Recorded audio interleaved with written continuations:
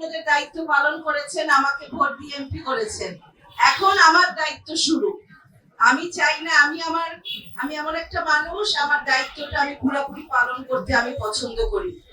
আমাদের পরিবারও করেছে, সেই জন্য শত বছর ধরে আমাদের পরিবার আপনাদের এখানে নেতৃত্ব দিয়েছে বলে আমরা এক কথার মানুষ।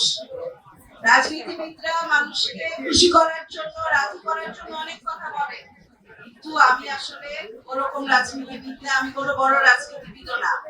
আমি এই ফরিদপুরের মেয়ে, আপনাদের মেয়ে। আপনাদের সেবা করার জন্য স্বয়ং আল্লাহ আমাকে এমপি বানিয়েছে এবং এই পৃথিবীতে ছিলেন আপনারা, আমার সাহায্য করেছেন। আরে ঈদ লাগছে মনে, খুশির জোয়ার সবখানে। আরে ঈদ লাগছে মনে, বিকাশ পেমেন্ট সবখানে।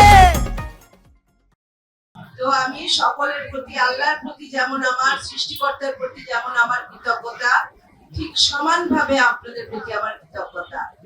এবং আমি করে যাব, ফরিদপুরে আমাদের অনেক কাজ আছে করার, অনেক কিছু বাকি। এটা একটা মহানগর, ইনশাআল্লাহ সিটি কর্পোরেশন ঘোষণা হবে। তো আপনারা দেখবেন ঢাকা শহর কত সুন্দর রাস্তাঘাট, গলি, তেমনি একটি সুন্দর শহর আমার করতে হবে, মহানগর আমার করতে হবে। এর জন্য অনেক কাজ, আমি কাজ এখনো শুরু করতে পারিনি। আসলে অনেক কাজ, কথা বলতে হয়, কাজ এগিয়ে নিতে হয়, সরকারের কাছ থেকে অনুমতি নিতে হয়। আপনারা আমার পাশে থাকলে আমার কাজগুলো সহজ হবে। আপনাদের সাহায্য আমার দরকার, আপনারা আমার পাশে থাকবেন, এতটুকু আপনাদের কাছ থেকে আশা করি। বাকি দায়িত্ব এই 5 বছর আমি আপনাদের প্রতি করব।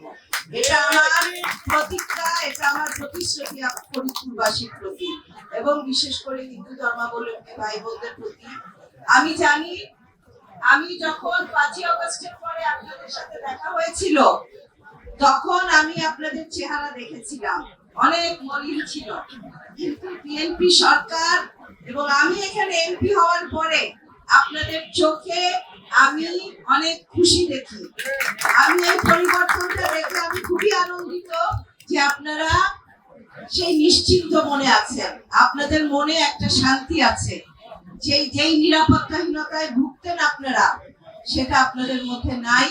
আপনারা এই ফরিদপুরে একটা মুসলমানের মতো সমান অধিকার নিয়ে এবং বীর দর্পে যে আপনারা বিচরণ করেন, সেটা আপনাদের দেখে আমি বুঝতে পারি এবং এই জন্য আমি বেশি আনন্দিত।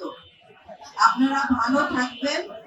ফরিদপুরে আমরা সকল ধর্মের মানুষ সমান অধিকার নিয়ে আনন্দের সাথে নিশ্চিন্ত মনে, না মনটা নিশ্চিন্ত করতে হবে, নিশ্চিন্ত মনে আপনারা থাকবেন। এটা আমার প্রতিশ্রুতি, প্রতিজ্ঞা আপনাদের, সেটা আমি দেখছি।